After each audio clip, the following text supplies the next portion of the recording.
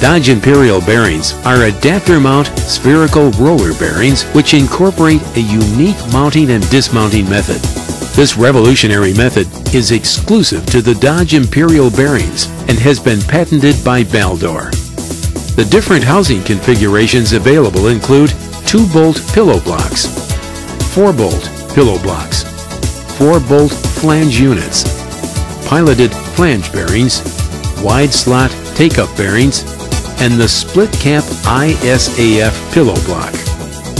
All of these housing variations are available in expansion and non-expansion designs.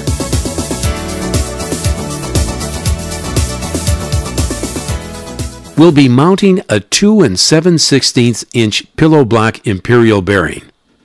The tools required to mount the Imperial bearings include an Allen wrench, drift, hammer, marker, a micrometer, straight edge, and a torque wrench to tighten the base bolts once the bearing is mounted. Baldor also offers an Imperial Impact Spanner wrench to simplify the installation process. Prior to bearing installation, inspect the shaft to ensure that it's smooth, straight, and clean. If a nick is found, remove the raised area with a file. Then use an emery cloth, sandpaper, or Scotch-Brite pad to clean corrosion and fine nicks from the shaft. Apply a thin coating of oil or other rust inhibitor to the mounting area of the shaft. Now ensure that the shaft is within commercial shaft tolerances. Due to our adapter mount design, standard commercial shafting tolerances can be used. This chart reflects the recommended tolerances. We'll be mounting a 2 7/16 inch Imperial bearing, which requires a shaft diameter of 2.4375 inches, plus 0, minus 0.003 of an inch. An instruction manual is supplied with each adapter-mounted bearing and should be read prior to mounting. All applications require a 2-bearing system to operate properly. The Imperial product line is offered in both fixed and float or expansion.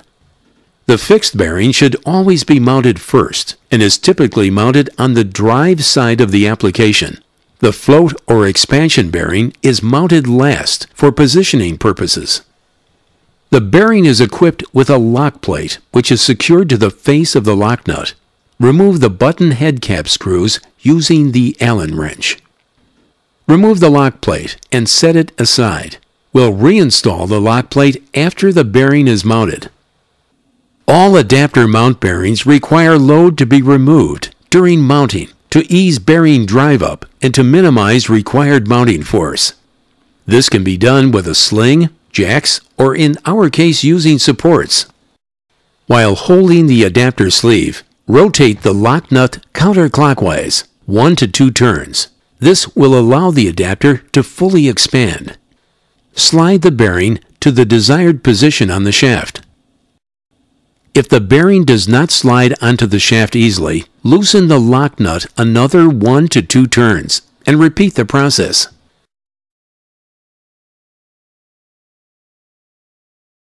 Now, the bearing lock nut needs to be tightened to its 0 reference point or starting position.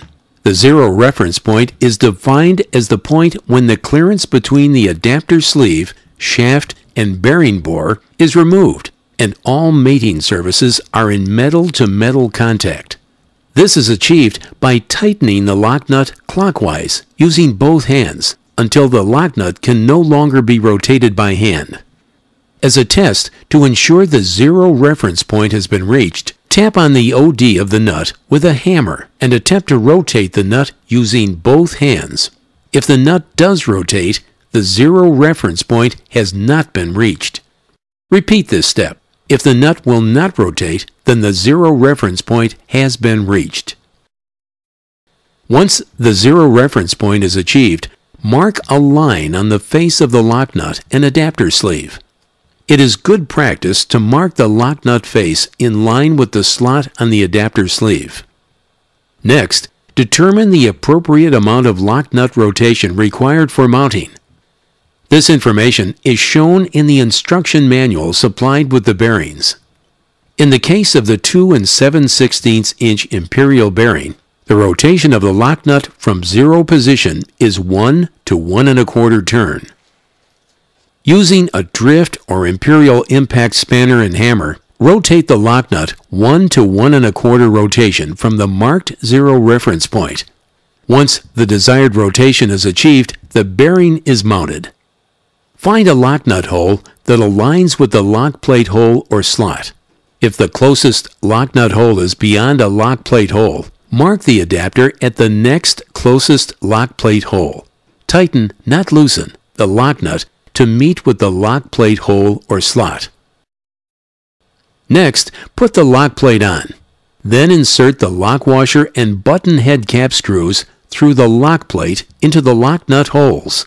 The fixed bearing has now been properly mounted to the shaft. To keep the housing in position, loosely install the base bolts. We'll now mount the float or expansion bearing. The float or expansion is mounted the same way as the fixed bearing. The only difference is positioning the housing with respect to the bearing to accommodate shaft growth due to thermal expansion and the movement of the bearing during installation. Follow the same mounting procedures as shown in the previous segment.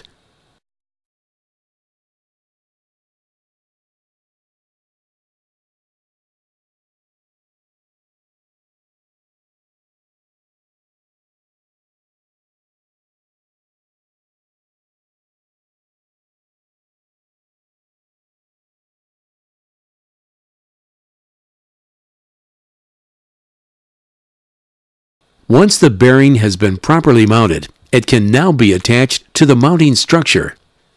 Insert the base bolts into the float bearing, making sure the float housing has been shifted in the correct direction so it will accommodate shaft thermal growth. Remove shaft support. Next, make sure that the bearing housings are aligned by the use of a straight edge or laser. Torque the mounting bolts to their required torque values. The bearing assembly has now been properly mounted.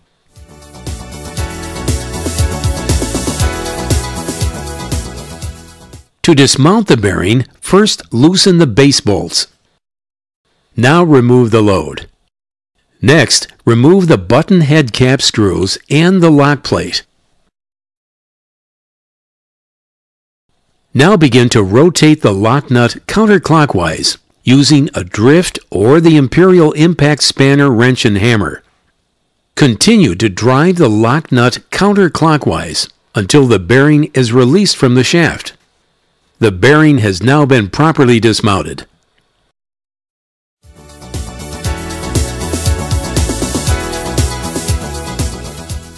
Grease fittings are supplied for each bearing for relubrication purposes. The bearings are pre-lubricated at the factory with lithium-based grease and should be relubricated with compatible grease. The standard grease fill out of the box is 30 to 40% full. Due to various operating conditions such as speed, temperature, and contamination levels, relubrication intervals vary. The instruction manual should be used as a reference guide. If it's safe to do so, bearings should be relubricated while in operation to equally distribute grease throughout the bearing and minimize the temperature rise which may occur during relubrication. A good rule of thumb is to slowly add grease until clean grease is seen purging past the bearing seal. Imperial bearing seals are designed to purge excess grease from the bearing as the internal bearing pressure increases. There will be a temperature rise which will be indicated by the aid of a thermocouple inserted in the bearing housing. As the excess grease and remaining grease is channeled and distributed throughout the bearing, the temperature will decrease and stabilize. We have accomplished two very important requirements to achieving long bearing life. First, we've introduced clean grease to the internal contacting surfaces of the bearing, which help to prevent bearing wear. Second, we've purged contaminated and deteriorated grease from the bearing. Dodge Imperial bearings can be converted from expansion to non-expansion and vice versa. Simply move the snap ring on the back side of the housing from the outside groove to the inside groove to switch from expansion to non-expansion.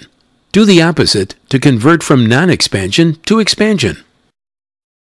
As you have seen, Dodge Imperial bearings offer you a high-capacity double-row spherical bearing with exclusive adapter mounting, less fretting, corrosion, and vibration than set screw-mounted bearings, built-in removal mechanism, replaceable sealed inserts, and very effective sealing. Remember, if your bore sizes are 8 inches and larger, use the Dodge Hydraulic ISAF with its revolutionary hydraulic mounting and dismounting system. Some additional Dodge videos available for viewing are the Hydraulic ISAF and the Grip-Tight ball bearing installation videos.